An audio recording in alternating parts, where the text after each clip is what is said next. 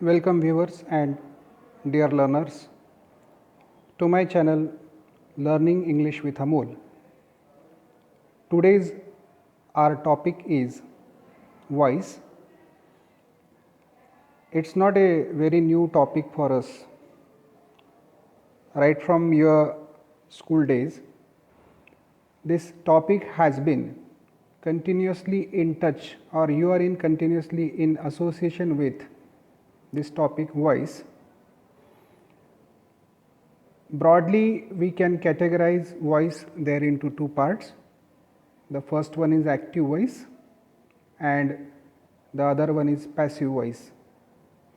As I already have written over here, you can closely observe that the structure of any assertive sentence for active voice starts with subject, afterwards the action verb which is definitely possessing an object. That's the condition, that your action verb must have its object along with it.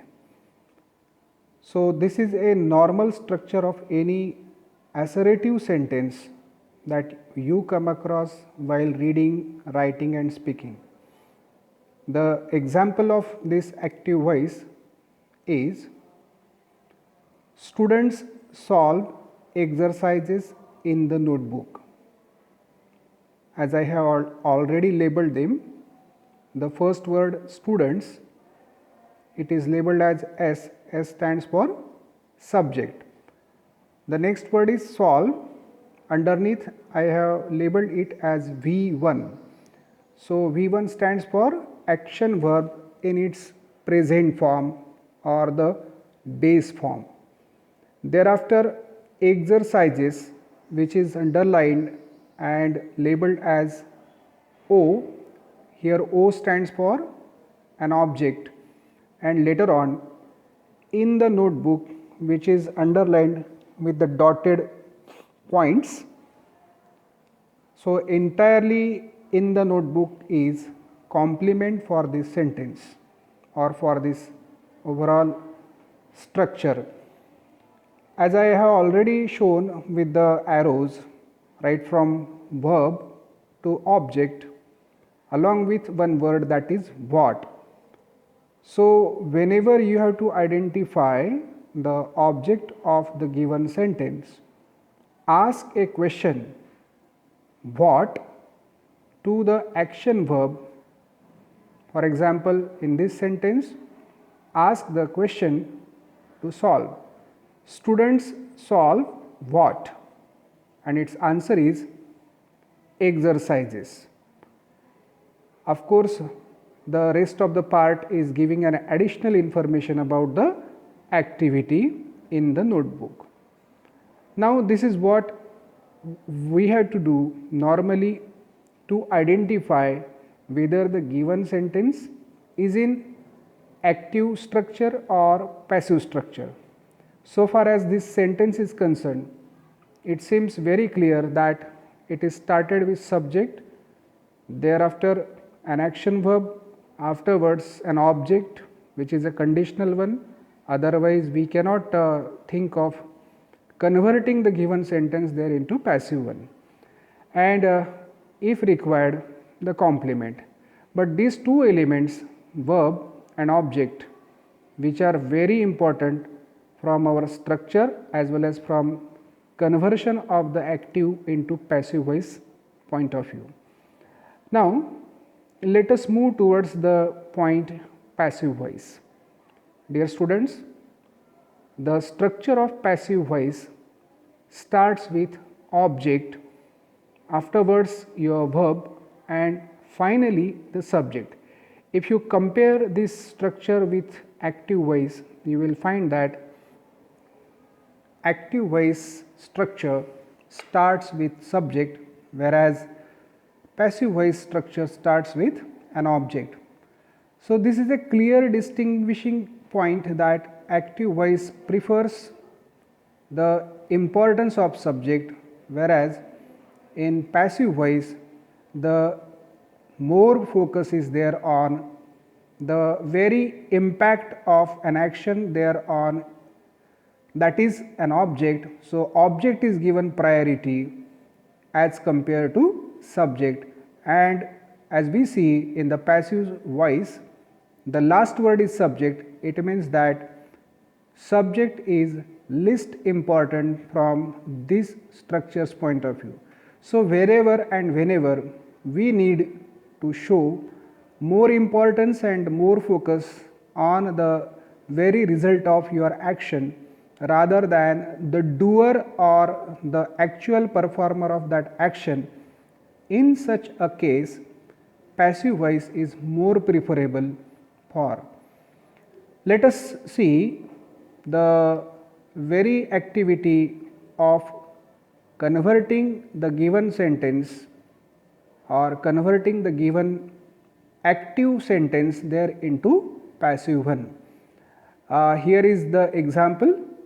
As we see that the first one which we have already discussed, students solve exercises in the notebook. The same sentence is now converted there into passive structure. As we can see that the word exercises is put here at the first place. Afterwards there is one word that is are, and as I already labeled underneath with to be, so are is nothing but the to be's form for present.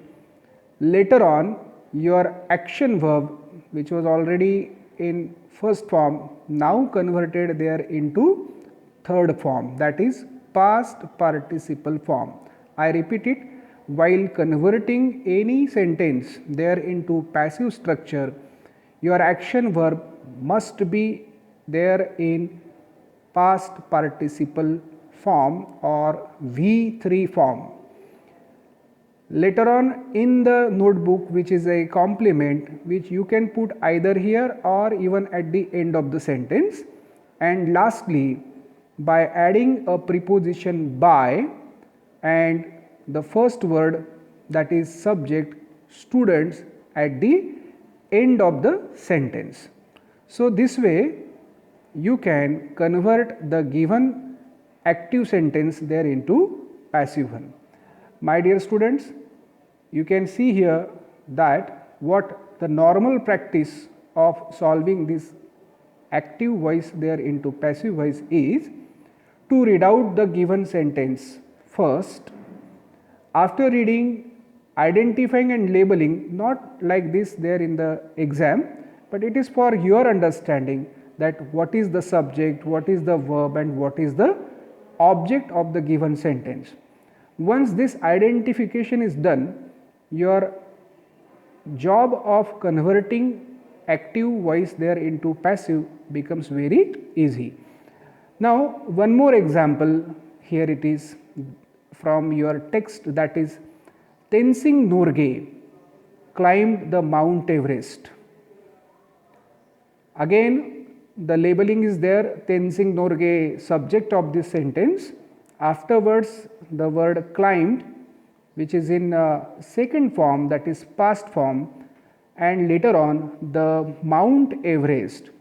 And I have already shown with the arrow that after asking the question what to the action verb climbed, the answer of this question is the Mount Everest. Tenzing Norgay climbed what or where. So this way we get an object.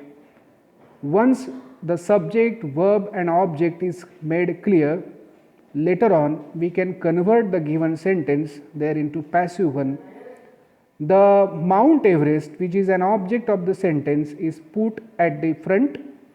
Later on, keeping the action verb in view, that as it is in past form, so to be's form was is selected in place of am, is, are, and later on V2 is converted into V3. Of course its form seems similar, but now V2 is converted into V3, and later on as usually putting a preposition before the subject, which was in the earlier sentence at the front, now this tensing norge is kept at the end. Why? Because in the passive construction we give more importance there to an object rather than to a subject.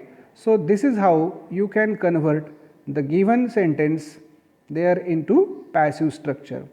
One more example is of the use of modal auxiliary there in an assertive sentence. The example is, you can solve problems.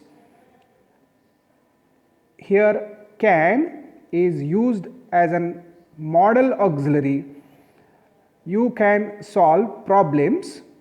As usually the labeling is done, you stands as a subject, can modal auxiliary, solve action verb in first form, and lastly problems, which is an object of this sentence. Now the similar function, putting an object there in place of subject. So I put problems there at the front. Later on can is used as usually without changing its form or any other replacement, and later on to be's original form be is placed because there is no be's form for the modal auxiliaries, and later on the action verb solve there into third form, solve, solved, solved. This is V3, and U is attached or associated with by you. So this way you can solve problems is converted there into passive by writing problems can be solved by you. My dear students, I have discussed with you 3 sentences from active to passive, and all these 3 sentences are the fine examples of assertive sentences. The method of converting active into passive is, as I have written there on the board, the first point is identify subject, an action verb and an object. Once it is done, identify the tense form, that is also very important while converting active there into passive. The first example, that students solve exercises in the notebook, we can see that after subject immediately there is a verb which is in first form. So S plus V1, that stands for simple present, whereas in the second sentence Tenzing Norgay climbed the Mount Everest, S plus V2, that is an example of simple past tense, whereas this is a very fine example of simple present, but obviously along with an auxiliary which is modal auxiliary. So this way you have to identify them. Once it is done, you have to write an object in place of subject while converting the active sentence into passive one. Afterwards put apt auxiliary. Apt means correct auxiliary from to be's, either from to be's present or past form or to be's original be form. Later on past participle form of an action verb, and finally by adding by you can put your subject as it is if the subject is common noun or proper noun. But if your subject is pronoun, please put its second form. For example, in place of he, by him, in place of you, by you, in place of them, they, by them. So this way you can convert active voice there into passive. I hope you have understood the overall discussion about this topic. If you like this video, please mark like, share with your friends and relatives, and don't forget to subscribe this channel. Thank you.